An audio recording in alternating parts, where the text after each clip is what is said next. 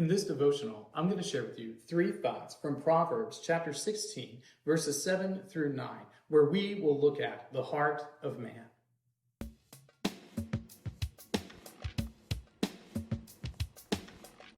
Proverbs chapter 16, verses 7 through 9 says, "When a man's ways please the Lord, he makes even his enemies to be at peace with him.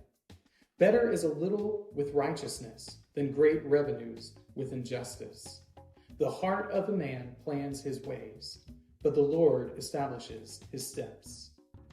The things that we seek out, the things that we value, the things that are of great concern for us, that might be what you call your heart.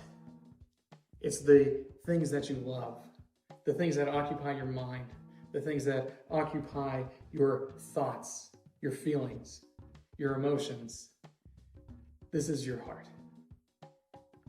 And the Proverbs tell us that if we seek out righteousness, if we seek to do that which is pleasing to the Lord, if we acknowledge that the Lord is active in our everyday life, then we will be able to become increasingly faithful to Him and serve Him in righteousness and love. Here are 3 thoughts from Proverbs chapter 16, verses 7 through 9 on the heart of man. Thought number 1, the person who seeks after God makes peace even with his enemies. So if you are leading a lifestyle that is pleasing to God, that lifestyle that is pleasing to God ultimately, in most cases, will lead to you having a life of peace even with your enemies. And the thought behind this is pretty simple. If you are faithful to God, then you are going to be behaving in a way where people just can't help but get along with you. And there's a little bit of pushback that can happen with this because the people who follow the Lord are also the people who are shining light on the darkness in the world, which can be quite troubling.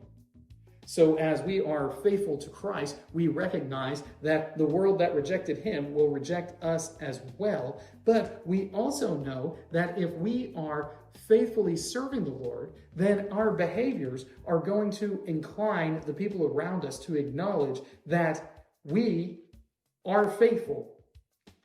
And because of that, we will be less susceptible to the attacks of the enemy. Thought number 2, righteousness is valuable.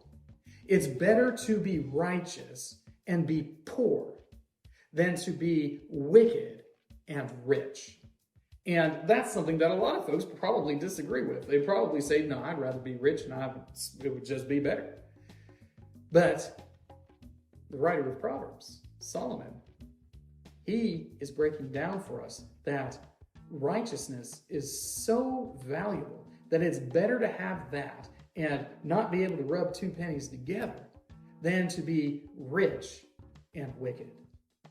It's sort of a shakeup of what we anticipate life to be like, because our culture is always chasing after wealth, influence, significance. But the text of Scripture is saying, no, it's righteousness that we should chase after. It's faithfulness that should be a primary value for us. And those things are things that the world just doesn't really understand. Thought number 3, compatibilism. Compatibilism is a nerdy theological word that I just really happen to like. And it's rooted in verse 9. The heart of a man plans his ways, but the Lord establishes his steps. Meaning that all of the things that I am doing, I truly intend to do them. It is my heart that is planning these devotional videos and then putting them out. But it is the Lord who is ultimately making these things happen. So the decisions that I am making happen to be compatible with that which the Lord is producing here in the world. That's the idea. But the greater concept for us to acknowledge and to trust in is that the Lord accomplishes His purposes in the world. that providence is a real thing, that ultimately God makes that which he has ordained come to pass in time and in space. Because of that, we can trust, wholly trust, in all of his promises, because we know that he has sufficient power and authority to bring them about, regardless of circumstances in the world. These three thoughts come to you from the assigned reading, Proverbs chapter 16. If you'd like to read through the Bible with me, you can do so by joining the Facebook group Through the Bible, where we are reading the text of Scripture together.